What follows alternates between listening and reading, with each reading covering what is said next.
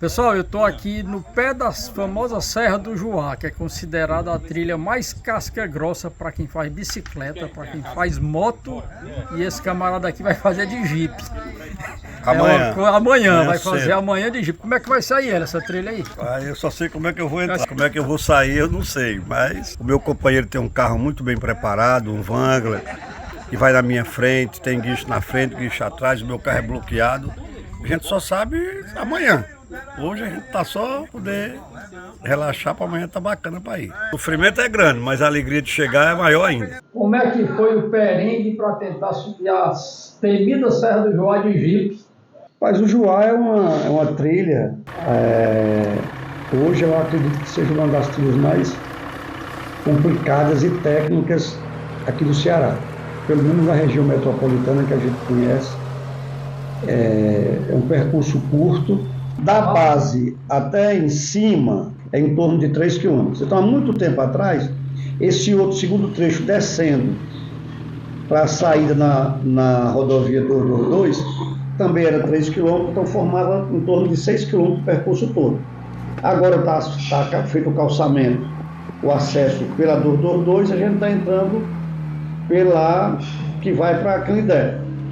Então, a gente fez um acampamento, chama acampamento raiz, com alguns companheiros e tal, inclusive você, Aderbal, esteve lá. A gente fez uma fogueira, passou uma noite agradável e o pessoal só fez dormir. Agora, para subir, foi eu e o Fábio, né?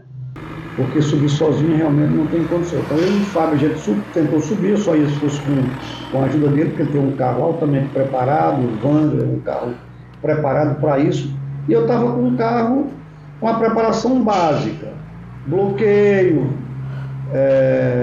4x4 com bloqueio, pneu, mas o pneu pequeno. Eu precisaria ter um pneu maior, eu fui com 31, precisaria ter pelo menos um 35, porque tem muita pedra, muita erosão. Por isso que eu fui com o suporte do Lourão, o Lourão na frente e eu acompanhando atrás. Mas o calor é muito intenso e lá é uma trilha que você não tem um minuto de sossego. Não existe assim você andar 10 metros sem ter uma dificuldade para você ter que enfrentar. E a gente foi. E foi aí arrancando os pedaços do meu carro, a descarga ficou logo para trás e outras coisas. Quando eu enganchava numa pedra, o Lourão vinha me ajudava e a gente passava. Mas realmente tem uns trechos lá que só vai com guincho e calor intenso. Eu perdi a minha descarga se rompeu um pouquinho depois do coletor. Com isso ficou jogando fumaça dentro do carro e eu já com o olho ardendo e tal. Cheguei a ter uma estafa, tive que parar um pouco e terminou que já próximo do final o meu carro estourou o mangote, aí não teve como sair, o carro teve que ficar lá e aí a gente passou para o carro do Lourão e concluiu. E aí eu estou no processo agora de resgate. Então já mandei o mecânico lá para ele avaliar o que precisa levar para botar o carro para funcionar. E aí sábado a gente vai fazer o resgate do carro, o Lourão vai voltar comigo e a gente vai resgatar o carro para trazer para cá para fazer as coisas curar as cicatrizes que foram geradas na trilha. Mas o mais, tudo maravilhoso, espetacular como sempre. O Juá é uma coisa diferente. Seria interessante que pessoas de outros lugares viessem para fazer esse desafio, que realmente é um desafio. Hoje em dia, talvez em Fortaleza, só tenha 3, no máximo 4 pessoas que tenham a coragem de enfrentá-lo, certo? O Lourão com um carro altamente preparado, sempre está indo lá e tal. Tem mais os 2 amigos dele e eu, que não gosto muito de ir lá, e fui porque estava com o suporte dele. Sozinho jamais eu iria. Me diga aí pra gente quais são as dificuldades técnicas, porque eu também participo assim de raids de 4x4 há bastante tempo, mas geralmente eu vou para registrar esses momentos, eu não boto a mão na massa, como se diz, mas conheço muita coisa. E quais são as dificuldades técnicas? O que é que o Juá tem de diferente? Aderbal, o Juá, apesar de ser uma trilha curta, ela é aquela trilha onde você não tem 2 ou 3 metros que não seja dentro de um obstáculo, dentro de uma dificuldade. De uma vala. De uma vala ou de pedras, tá certo? Então o que acontece? Hoje, esse trecho do Juá, ele é um trecho, é uma propriedade privada. Então ele não funciona mais como estrada. Então todo o inverno que acontece, a erosão aumenta, as pedras se deslocam dos lugares por causa da erosão, da descida da água, que ela é uma serra, tá certo? Então nós temos lá erosões enormes, certo? Nós temos pedras, tá? Que há 5, 6 anos atrás você conseguiu subir, hoje ela tem mais de 1 metro, 1 metro e pouco de altura, com inclinação de mais de 90 graus. Então o carro tem que estar muito preparado para que você não fique lá enganchado, certo? Tá? Mas ela não tem espaço para um carro passar pelo outro. Hoje, basicamente, quem anda lá são os motoqueiros, que domingo, sábado gostam de andar lá, e a gente, um grupo de 3 ou 4 pessoas que se arriscam lá. Mas a gente tem uma dificuldade enorme de encontrar um companheiro que se aventure a subir, porque subir só se você estiver muito bem preparado. E a madeira está em doido, falta altura. Tem a questão, neste período do calor, o calor é intenso, certo? E quando você vai subir no inverno, você tem toda a beleza do lugar, a vegetação está tudo verde direitinho, mas em compensação fica liso e passa a ser uma coisa mais difícil. Mas na realidade os grandes problemas são você não ter 1 minuto de sossego, porque você está todo o tempo dentro da confusão, erosões enormes, largas, onde você não tem, às vezes não tem como você encaixar um pneu num lugar e no outro, então você tem que ir o carro com altura, com o pneu alto, e pedra. Então tem muita pedra que às vezes o diferencial engancha e você tem que voltar, tem que puxar, tem que fazer alguma coisa. É realmente uma trilha muito técnica e com essas características diferenciadas. O Juá realmente é uma coisa terrível. Quando eu pedalava, eu subi muito Juá de bicicleta, e realmente era a trilha mais casca grossa que existia. Para você ter uma ideia, se um ciclista caísse dentro, uma vez um colega nosso caiu e ele sumiu, ninguém enxergou mais ele, precisou de 3 pessoas para tirar ele dentro desse buraco. O pneu é uma coisa muito importante numa trilha dessa. Qual é o pneu recomendado? Qual a diferença de você usar o pneu certo e o pneu errado? O pneu, ele é um dos itens fundamental quando você pensa em ir ao Juá. Por quê? Porque o pneu, ele tem que ser um pneu preparado para a trilha, ele tem que ter biscoito alto, você tem que trabalhar com pneu de altura de 35 para cima. Eu fui com o pneu 31 e o Fábio foi com o pneu 40. Bom, então o que acontece? Só para você ter uma ideia, você tem uma diferença aí de 9 polegadas. 9 polegadas são quase 18 centímetros. Então com isso, você consegue levantar o diferencial do chão. Então você consegue passar sobre algumas pedras que estão expostas, sem que esse diferencial encoste e roce na pedra e não permita que você vá. Tá? Então o pneu, ele chama pegador, porque os biscoitos dele se seguram nas pedras e vai fazendo com que você vá almejando a enfrentar e subir aquele desafio, certo? O pneu tem que ser com baixa calibragem. Você, no caso do Lourão, por exemplo, como ele usa um artifício chamado bedlock, que é onde você não tem perigo de desembeiçar o pneu, então ele trabalha com a calibragem muito baixa, com isso o pneu fica mais fofo e facilita com que ele se agarre melhor às pedras. Como eu não tinha essa oportunidade, não tinha esse equipamento na minha roda, eu tive que baixar menos o pneu. Então com isso eu diminuo a aderência, tá certo? E a facilidade de agarrar nas pedras ou nas erosões de barro para poder subir. Muita gente adquire um 4x4 e a pessoa geralmente pensa em fazer trilha, em andar em lugares que outras pessoas de um carro comum não têm condições de andar. Mas uma trilha dessa, como a gente está conversando, é uma trilha diferenciada. A pergunta que eu faço para você é o seguinte: um carro original 4x4, do jeito que ele sai de fábrica, até um Troller, digamos assim, ou um L200, enfim, uma Toyota, tem condição de subir a trilha do Juá ou tem que ser um carro já modificado? Um carro que a gente considera, aqui em Fortaleza, quando tem muita praia e as pessoas usam mais carro para praia, 4x4, nós temos que levar em consideração o seguinte: um carro 4x4, ele só é realmente 4x4 quando ele está com as 4 rodas no chão. Se você levantar uma roda do chão, o efeito diferencial transfere a força para aquela roda que está suspensa e o carro não funciona. Então, um carro 4x4 convencional, ele não dá nem sequer para entrar. Se você for, você não chega lá no fim e você vai destruir, com certeza você vai destruir o seu carro. Porque o carro não tem altura, vai cair nas barreiras, vai se amassar, você vai destruir o seu carro. Então, para que você pense em entrar no Juá, você tem que entrar pelo menos com bloqueio dianteiro e traseiro. Tá? Porque o que o bloqueio faz? O bloqueio faz com que o sistema de roda funcione os dois ao mesmo tempo. Se você cair no erosão e levantar o carro e ficar só uma roda no chão, por ele ter bloqueio, aquela roda se movimenta e ajuda o carro a sair, tá certo? De outra forma, você nem se meta porque você não anda 100 metros.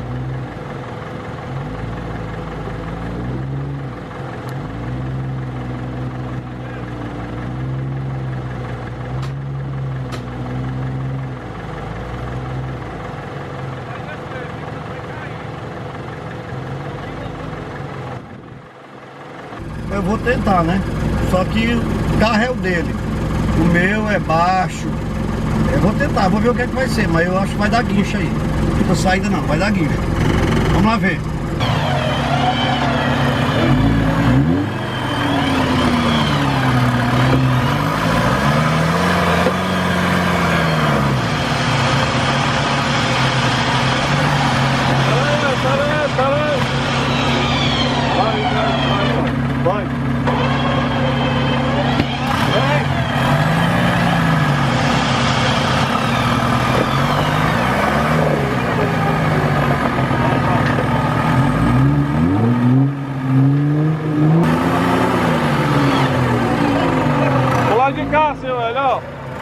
Vai bater naquela pedra.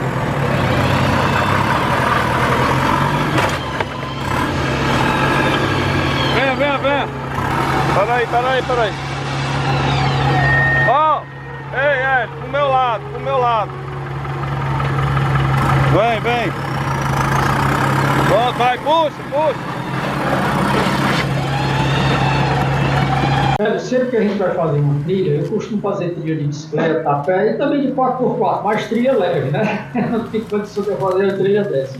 Mas tem uma coisa que a gente precisa se preocupar, tanto com a gente como com o carro, como com o veículo, que é o calor, a água que você tem que beber, o carro também necessita de água. Então a minha pergunta é, como é que você se preparou fisicamente para uma subida dessa, com calor extremo? E o carro, como é que funciona o carro no calor extremo?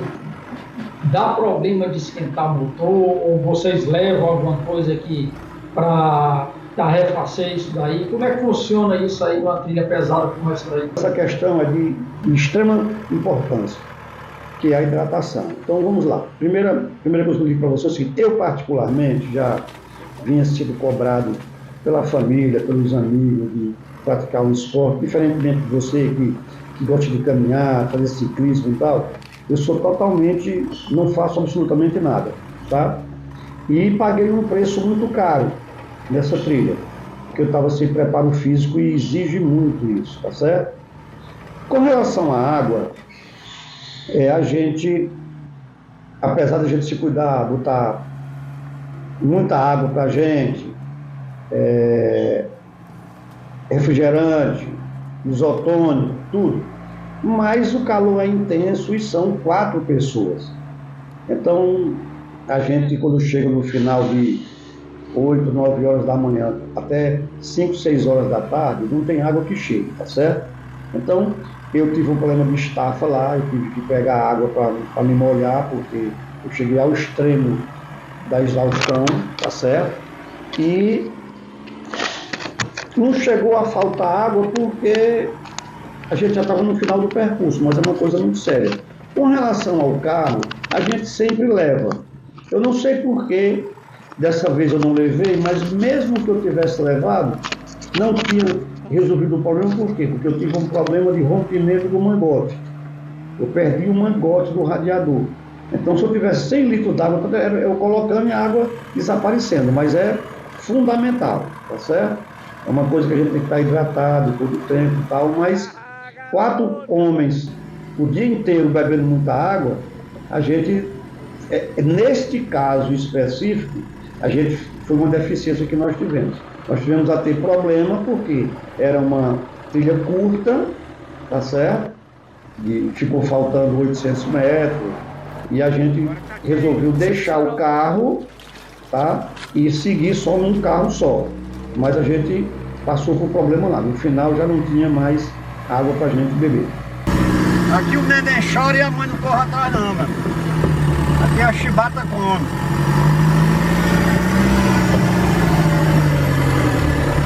Velho, todo esporte, toda atividade física, ela é bem vista por nós que praticamos, e por outras pessoas ela diz, como é que o cara vai fazer um negócio desse?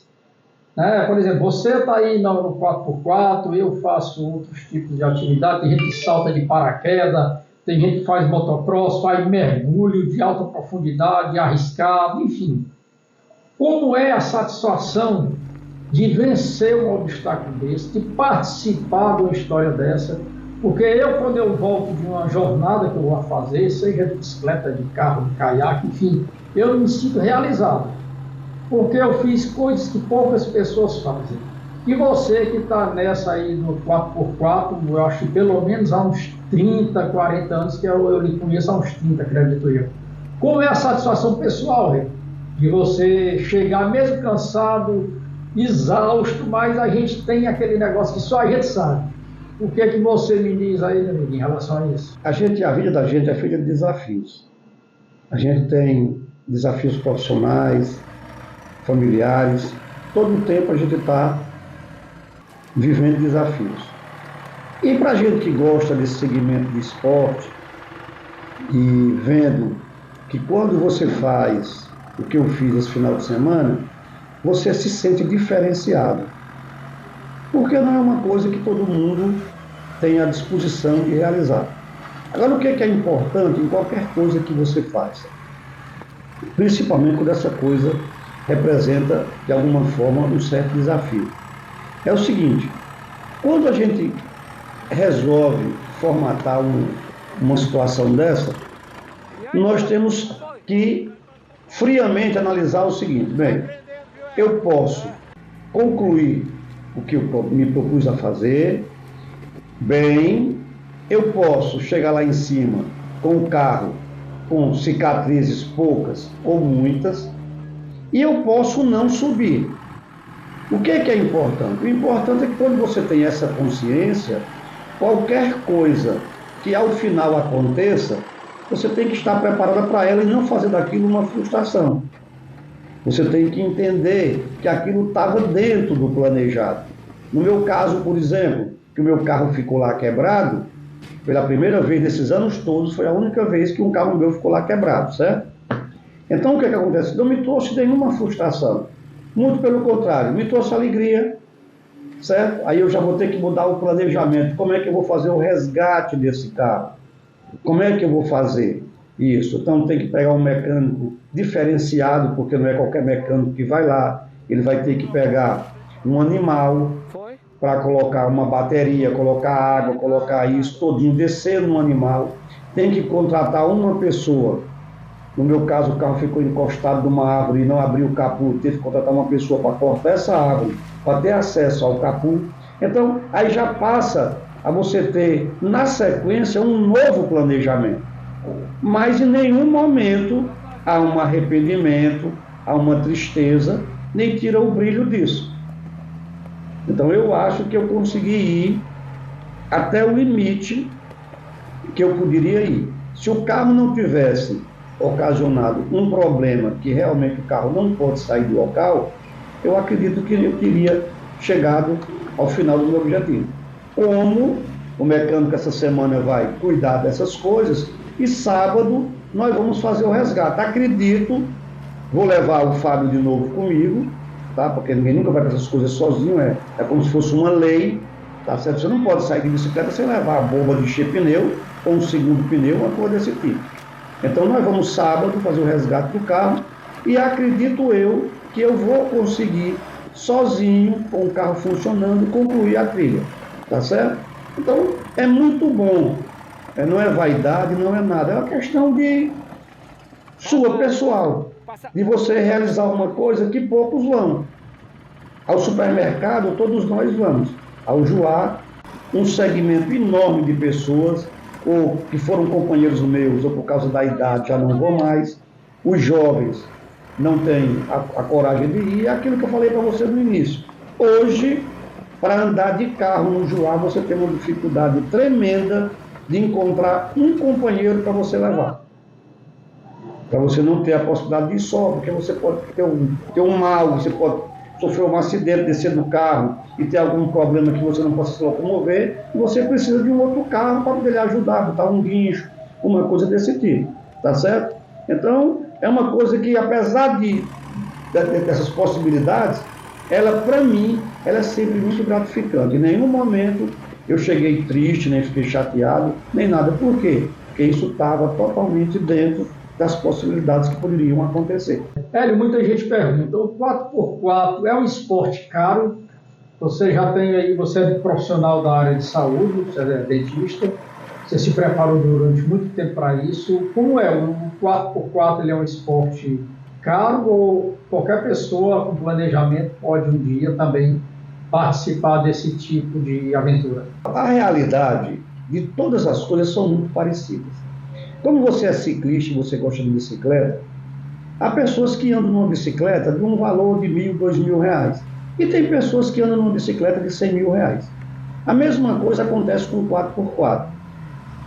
O que modifica isso? O que faz isso ficar caro ou ficar barato? É o que você precisa e você deseja fazer. Para você fazer um Juá, você tem que ter pneus diferenciados que são caros. Você precisa ter suspensão diferenciada, que é caro. Você tem o risco de você quebrar, de dar o prego, que depois você tem que gastar, que é caro. E você, ao mesmo tempo, você pode pegar o seu carro e dar uma volta na beira da praia e talvez você vá gastar uma lavagem do carro na segunda-feira. Então é como um casamento. Você tem um filho seu ou uma filha sua que vai casar, o limite é o céu. Tanto para bicicleta, tanto para moto, até para caminhar. Você tem um tênis diferenciado, tem um tênis que você consegue andar muitos quilômetros confortavelmente, você tem um custo diferenciado disso. Então, o valor do que você gasta é explicitamente relacionado com o objetivo que você tem. Então, é um esporte caro? Por quê? Porque se quebrar é caro, você tem que mandar buscar o carro.